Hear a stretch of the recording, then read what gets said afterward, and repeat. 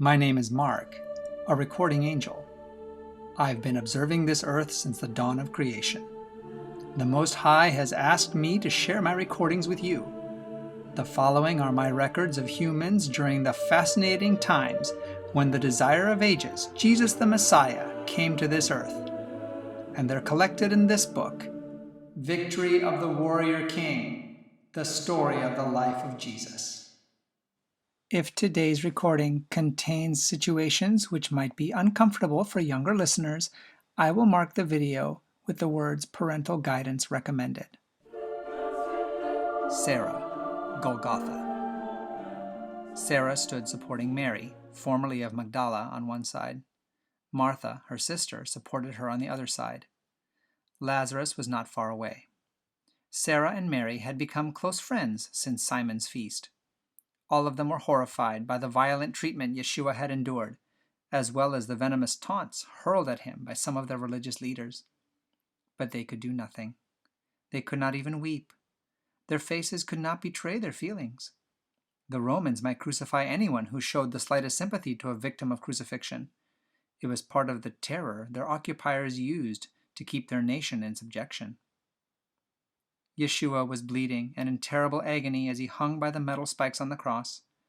From time to time he would open his eyes, and now they rested on his mother.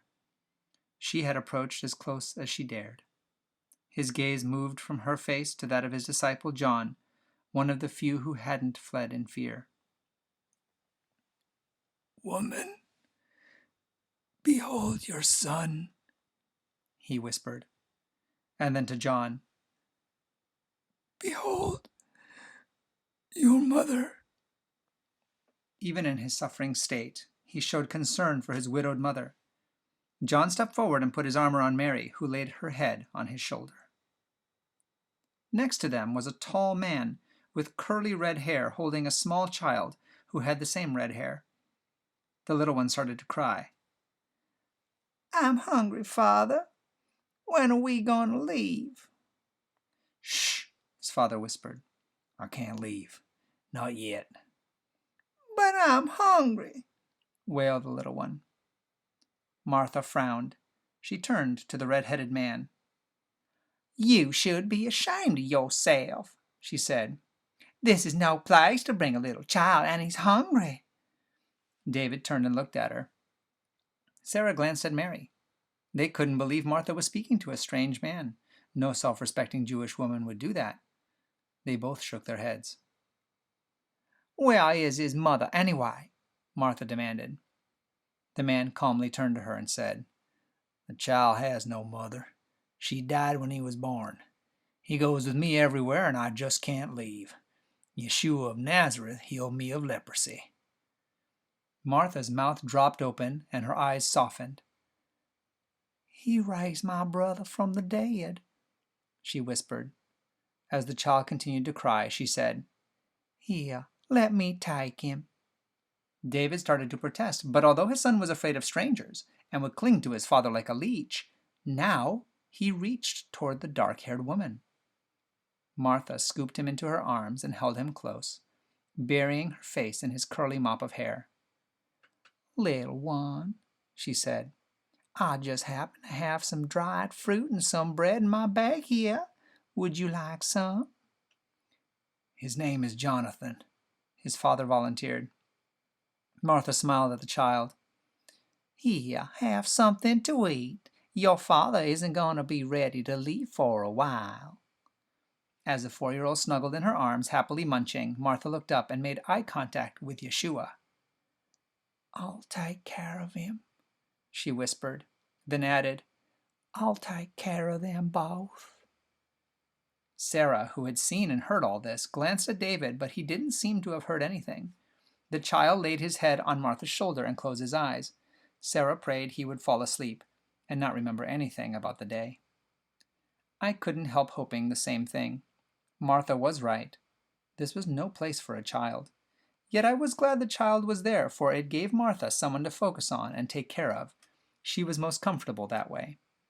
And I would not be at all surprised if this meeting of two who loved Yeshua of Nazareth would not end in another plan. The Almighty was like that. even at the most difficult times, still watching out and caring for the needs and feelings and relationships of his humans. Antonia, Golgotha. Antonia stood with Claudia staring in shock at the execution. Longinus was the centurion in charge, but her father had come and now stood with him, as if to keep him company. Yet Antonia knew her father well enough to know that he was there to support his friend, who was having to supervise the crucifixion of one he had accepted as the Messiah. The soldiers finished nailing Yeshua of Nazareth to the cross and tilted it forward into a standing position, then dropped it with a sickening thud into the hole carved in the rock for that purpose. It jarred a groan from Yeshua.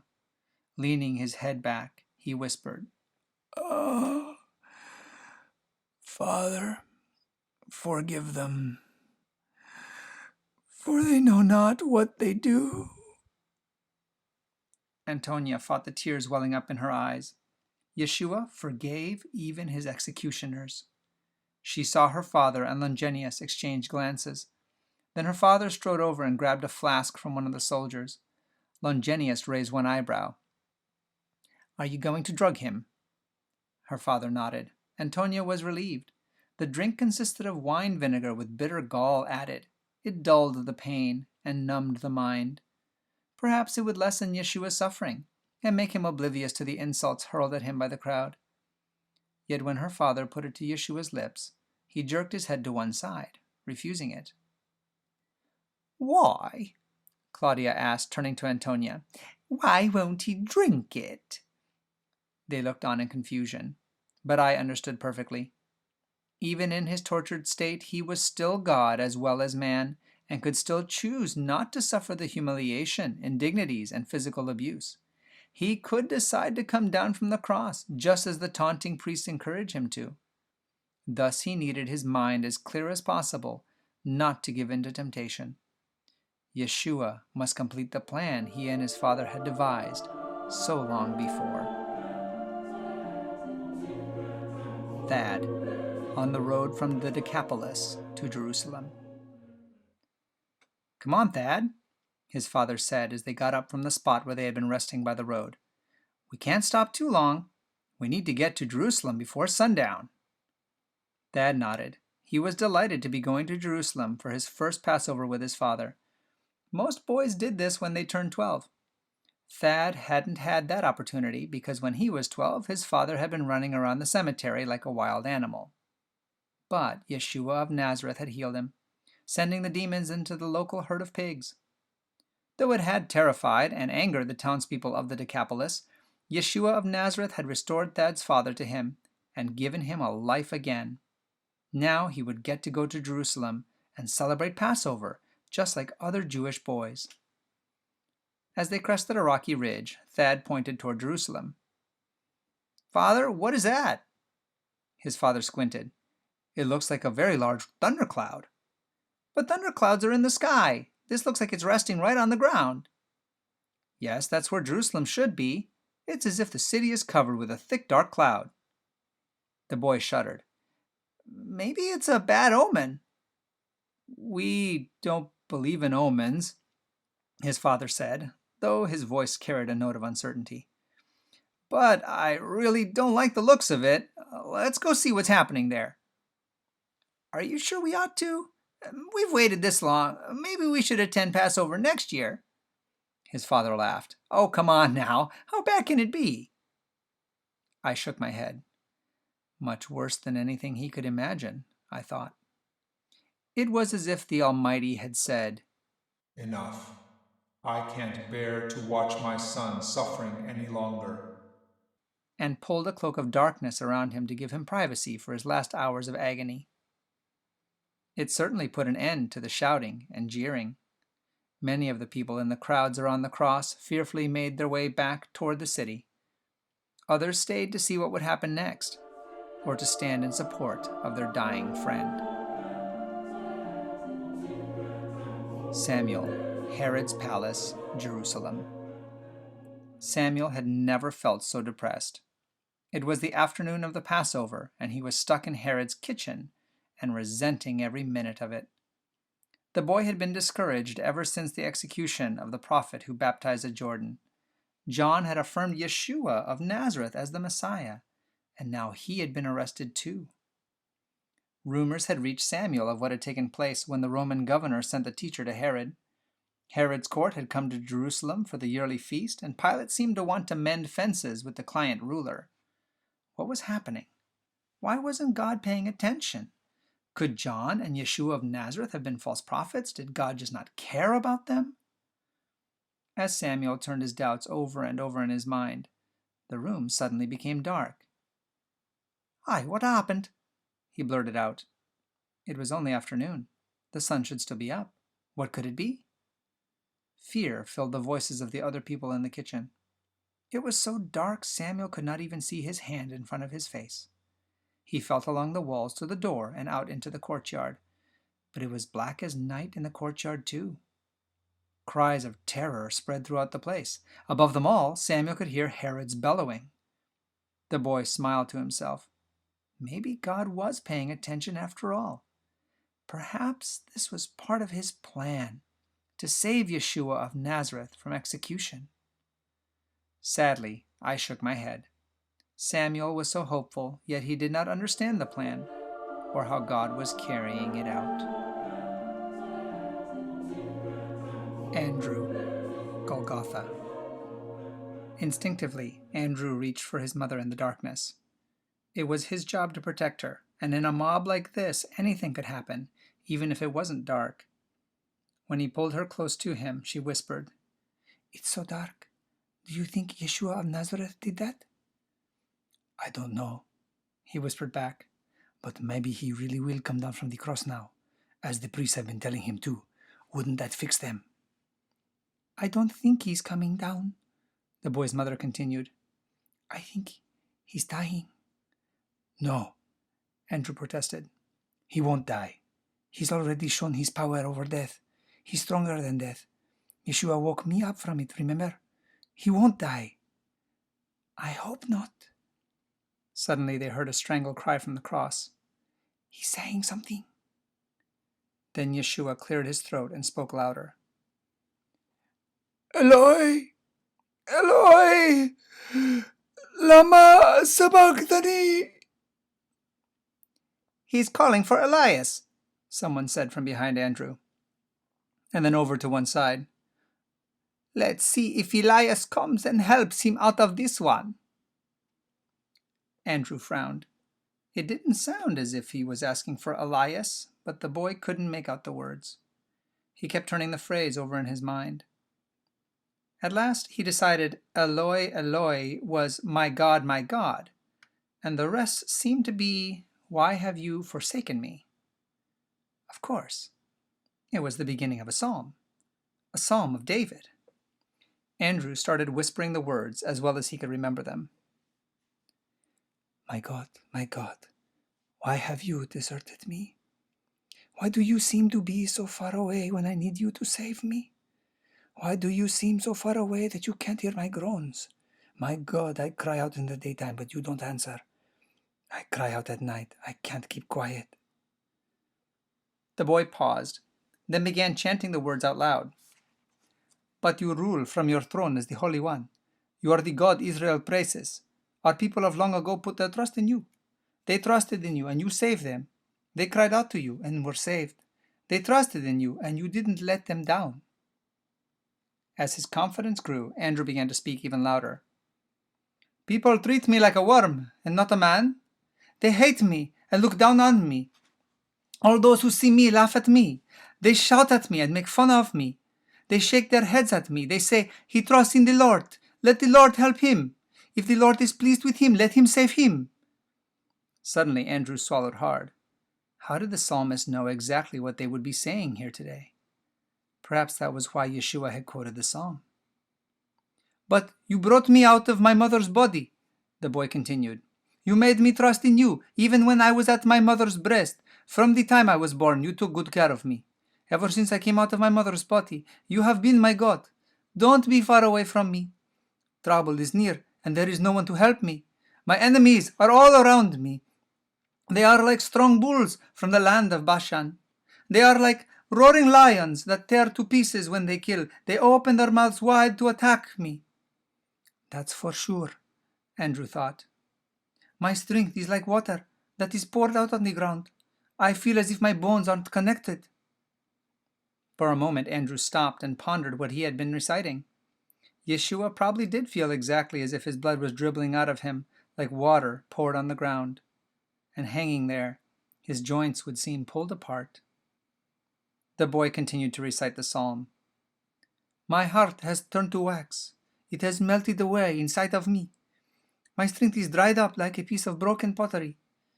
My tongue sticks to the roof of my mouth. You bring me down to the edge of the grave. A group of sinful people has closed in on me. They are all around me like a pack of dogs. They have pierced my hands and my feet. I can see all of my bones right through my skin. People stare at me and laugh when I suffer. They divide up my clothes among them. They cast lots for what I am wearing. A second voice joined Andrew, his mother. Lord, don't be so far away. You give me strength. Come quickly to help me. Save me from this sword. Save the only life I have. Save me from the power of those dogs. Save me from the mouth of those lions. Save me from the horns of those wild oxen. I will announce your name to my brothers and sisters. I will praise you among those who worship you. You who have respect for the Lord, praise him. All you people of Jacob, honor him. All you people of Israel, worship him. He has not forgotten the one who is hurting. He has not turned away from his suffering. He has not turned his face away from him. He has listened to his cry for help. Andrew stopped, realizing that God had heard. He has sent this darkness. God has not turned away from Yeshua's suffering, he thought. The Lord is giving him privacy, and it has stopped the jeering crowd. Not caring what the Roman guards thought, even if they could have seen who he was, Andrew chanted even louder. Because of what you have done, I will praise you in the whole community of those who worship you. In front of those who respect you, I will keep my promises. Those who are poor will eat and be satisfied. Those who look to the Lord will praise him. May their hearts be filled with new hope. People from one end of the earth to the other will remember and turn to the Lord. The people of all nations will bow down before him. The Lord is king. He rules over nations. Yeshua might not be able to breathe well enough to finish the psalm, but he had started it, and Andrew was determined to finish it for him. All the rich people of the earth will worship God, the boy continued, and take part in his feasts. All those who go down to the edge of the grave will fall on their knees in front of him. I am talking about those who can hardly keep themselves alive. Those who are not yet born will serve him. Those who are born later will be told about the Lord, and they will tell people who have not yet been born that he has done what is right. As Andrew finished the psalm, his mother squeezed his arm. For centuries to come, those who did not know their scriptures would think that Yeshua was agonizing that God was forsaking him. But those who read their scriptures and knew their psalms would understand that it was not a cry of defeat, but a declaration of triumph. Antonia and Deborah, Golgotha. In the darkness, Antonia felt a hand on her shoulder and a familiar whisper. Antonia, is that you? She started and spun around but could see no one in the thick darkness. It's me, Deborah. Deborah, how did you find me here? I saw you earlier, but I wasn't sure it was you from the way you're dressed. But the crowd was too thick for me to get to you, so I've been trying to find you in the darkness here as people thinned out. Isn't this terrible? The Roman girl nodded, but then realized Deborah couldn't see her and said, Yes, I feel just sick. Me too, her friend agreed, but I guess there's nothing we can do now except stay with him. It seems so little after all he did for us. I know, but I believe that at least he knows we're here. He's been so quiet in the darkness, for a while now. The darkness had lifted over the city, but still clung around the cross. Listen to his breathing, Deborah suddenly whispered. Antonia did. Yeshua's breathing was much faster now, rapid, gasping, deep breaths. As flashes of lightning now illuminated the cross, they could see his drooping head. Suddenly, a bright light shone right on Yeshua's face. He lifted his head and cried out, "It is finished!" It was a cry not of defeat, but triumph. "Into thy hands I commend my spirit," he declared.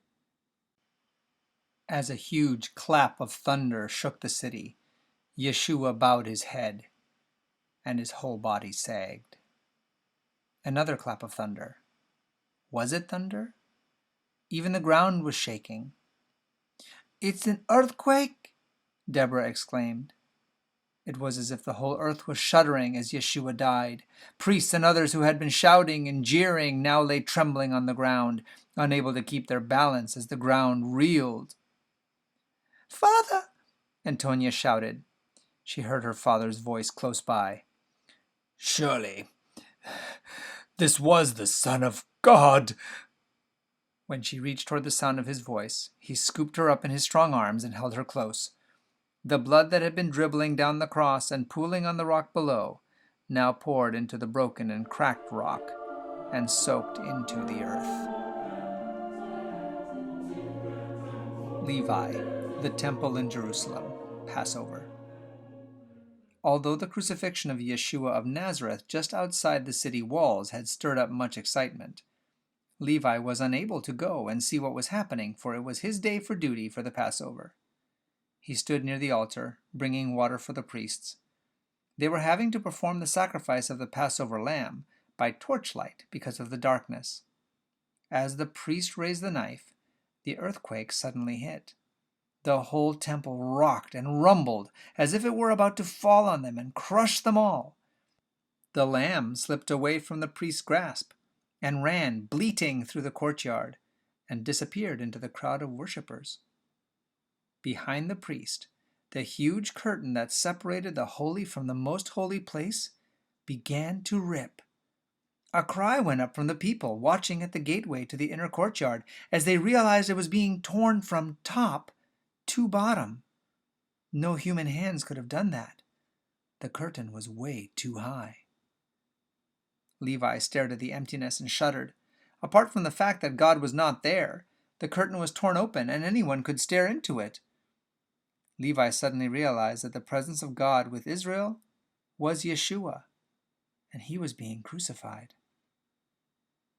"We have to stop them," he thought, and yet he knew that the darkness and the earthquake indicated that it was too late. He fell on his knees in the courtyard of the temple as it continued to shake and rumble. "Oh, God of Abraham, Isaac, and Jacob, God of Yeshua of Nazareth, forgive us. Forgive us for being so slow to understand. Forgive us for killing our Messiah. Oh, Father of Israel, what have we done?" And he burst into tears. Mark, Golgotha, Passover. I hovered above the scene, trying to take it all in. Even though I knew all the prophecies and had witnessed everything up to this point, I just couldn't believe that the evil one would really do this to the Son of God. Now I couldn't bring myself even to say his name. None of us called him Lucifer anymore. Son of the morning, the brightest star in the angelic choir, how could he have sunk to this? We didn't always understand the conflict between him and the Most High. Until now, we had had to make our choices of loyalty without knowing all the details and without grasping how it was going to turn out. Even though we didn't understand, I and my fellow guardians and recorders, cherubim and seraphim, had chosen to remain loyal to the Most High, while others had gone with the evil one. The things he was willing to do to humans horrified us. Shedding human blood was bad enough, but now he had spilled the blood of the Son of the Most High. We may not have always understood the implications of the cosmic struggle, and we may have felt sorry for Satan at one time, but now there was no question in anyone's mind.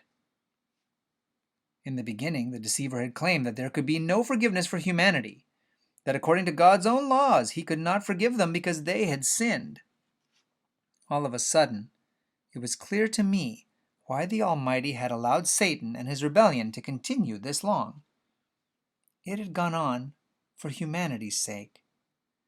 For there could not have been forgiveness and salvation for the human race without this sacrifice.